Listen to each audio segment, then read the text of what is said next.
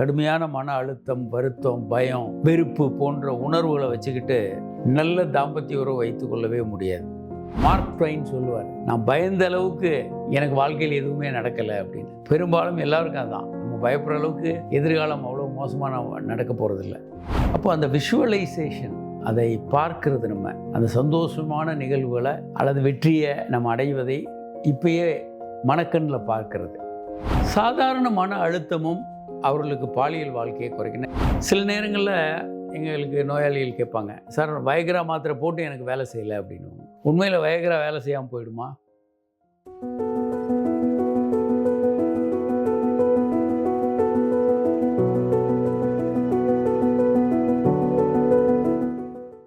வணக்கம்.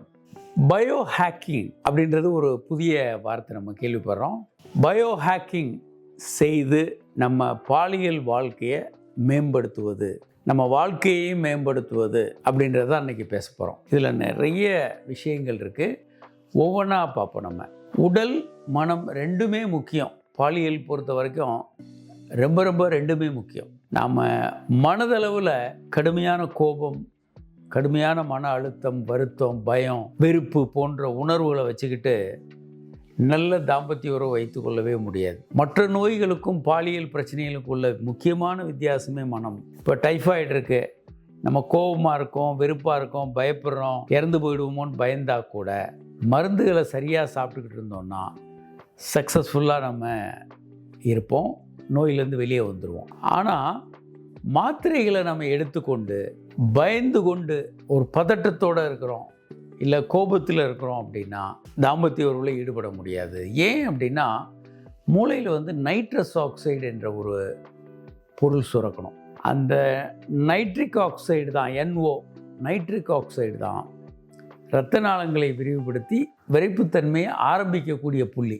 அதுக்கப்புறம் தான் மற்ற மாத்திரைகள் வேலை செய்யும். பயோ ஹேக்கிங்னா அப்போ என்ன?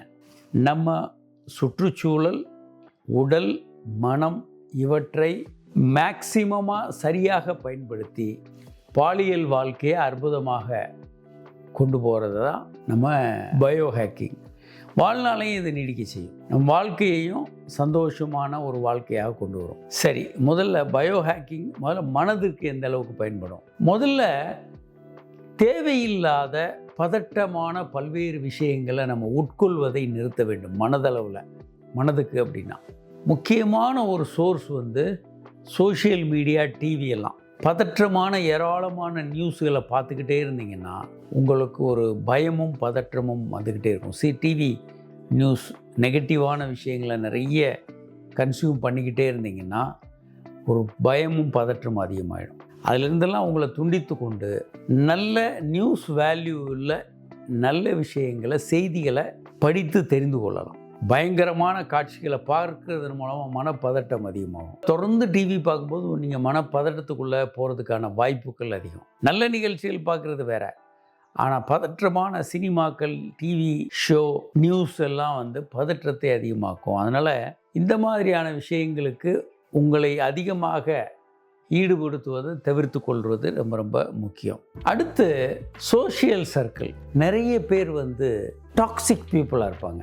நெகட்டிவாக எப்போதும் பேசிக்கொண்டு, குறை கூறிக்கொண்டு, வெறுப்பாக பேசிக்கிட்டு, தவறான மூட நம்பிக்கைகள் இப்படி நிறைய வச்சுக்கிட்டு இருப்பாங்க. இந்த டாக்ஸிக் பீப்புள் உங்களை கண்ட்ரோல் பண்ணிக்கிட்டு இருப்பாங்க, உங்களை குறை கூறிக்கிட்டு இருப்பாங்க, பிரச்சனைகளை புது பிரச்சனைகளை கொண்டு வந்துக்கிட்டே இருப்பாங்க, இல்லாத புதிய பிரச்சனைகள்லாம் கற்பிச்சுக்கிட்டு இருப்பாங்க. இவர்களிலிருந்து நீங்கள் விலகி நிற்கணும். இல்லைன்னா இவங்கள் புதிய கவலைகளை உங்களுக்கு உண்டாக்கிக்கிட்டே இருப்பாங்க. அந்த கவலைகளோடு நீங்கள் வாழும்போது செக்ஸ் ஆர்வம் ரொம்ப குறையும், ஆண்மை குறைவு, இல்லை செக்ஸில் நாட்டம் பெண்களுக்கு குறையும். இந்த மாமியார் மருமகள் சண்டை, ரொம்ப மோசமான கணவன் மனைவி சண்டையெல்லாம் இருக்கும்போது அவங்களுக்கு உறவுக்குள்ள விருப்பமே இருக்காது. உடல் உறவில் விருப்பம் ரொம்ப குறையிறத நம்ம பார்க்க முடியும். சோஷியல் சர்க்கிளில் டாக்ஸிக் பீப்புள் எல்லாம் நீங்கள் எலிமினேட் பண்ணிடுங்க.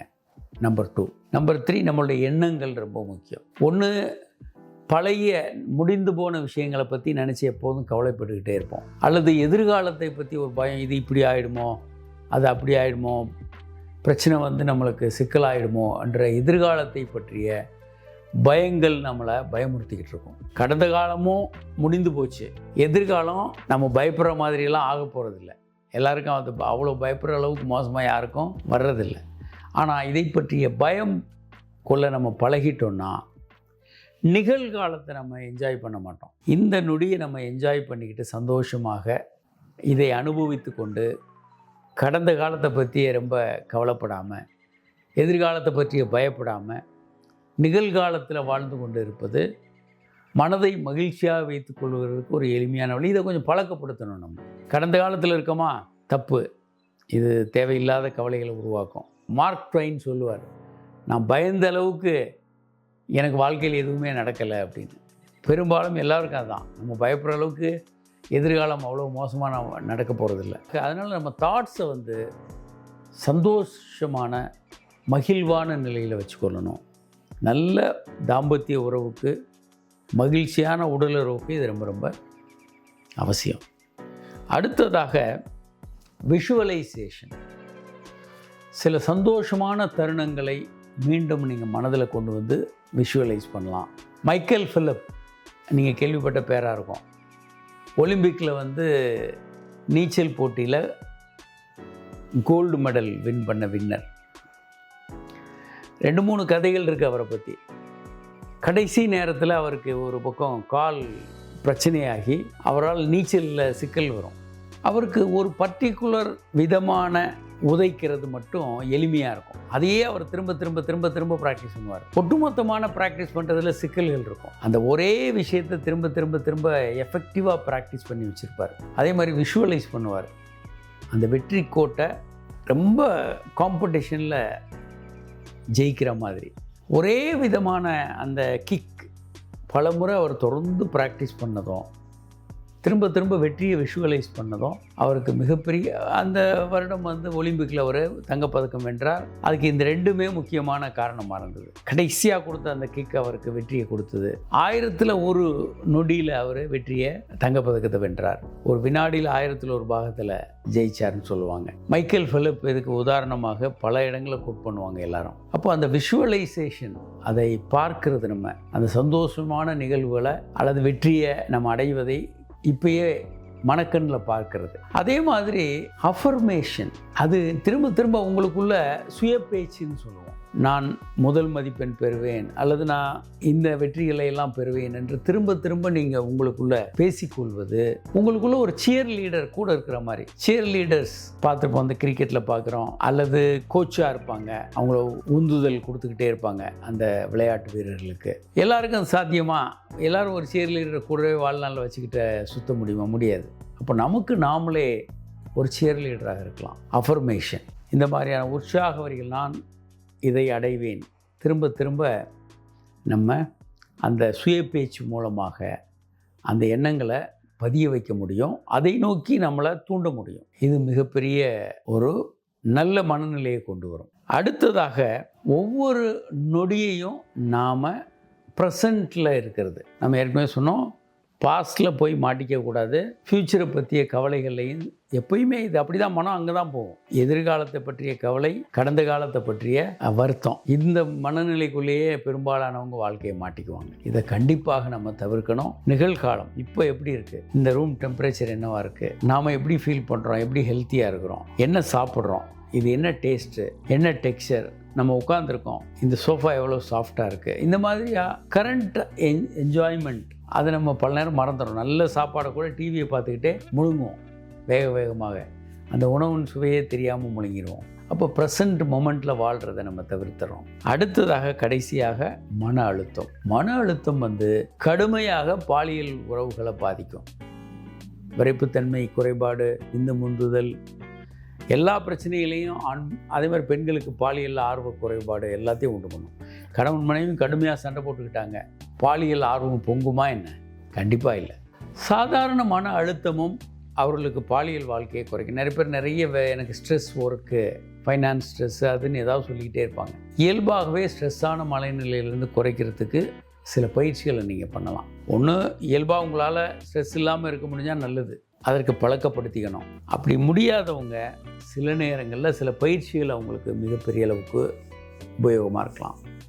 யோகா போன்ற பயிற்சிகள், தாய்ச்சி, அந்த பயிற்சிகளும் உலகம் முழுவதும் இப்போ ரொம்ப பாப்புலர் ஆகிட்டு இருக்கு. தாய்ச்சி, இந்த யோகா தாய்ச்சி ரெண்டுமே உடலை வந்து கொஞ்சம் ஃப்ளெக்சிபிளாக வச்சுக்கும். அடுத்து வந்து மெடிடேஷன் போன்ற விஷயங்கள் உங்கள் மன அழுத்தத்தை குறைக்கும் அப்படின்னா அதையும் நீங்கள் பண்ணலாம். மன அழுத்தத்தை குறைக்கிறதுக்கான இந்த பயிற்சிகள் எல்லாமே பயன்படலாம். உங்களுக்கு யாராருக்கெல்லாம் எது பயன்படுகிறதோ அவங்க அதை பண்ணலாம். இந்த மாதிரி நம்ம சுற்றுச்சூழலை மாற்றுவதன் மூலமாக மனதை வந்து சந்தோஷமாக வச்சுக்கலாம். மனநிலை நல்லா இருக்கும்போது பாலியல் ஆர்வமும் பாலியல் உறவுகளும் நல்லா இருக்கும். ஆண்மை குறைவு வர்றது பெருமளவுக்கு குறையும். பயன்படுத்தக்கூடிய மாத்திரைகள் கண்டிப்பாக உபயோகமாக இருக்கும். சில நேரங்களில் எங்களுக்கு நோயாளிகள் கேட்பாங்க, சார் வயக்ரா மாத்திரை போட்டு எனக்கு வேலை செய்யலை அப்படின்னு.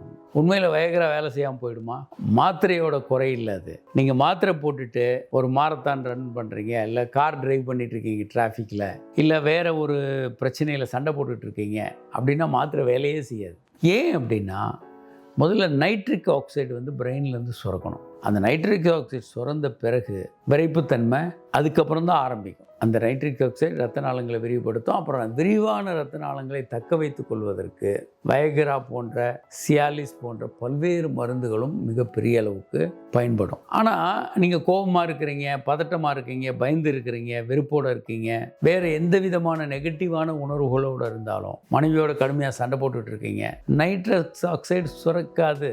அப்போ நீங்கள் எத்தனை வயக்ரா போட்டாலும் உங்களுக்கு அந்த மருந்துகள் வேலை செய்யாது. வயக்ரா ஏன் வேலை செய்யலை அப்படின்றது நிறைய பேருக்கு தெரியாது.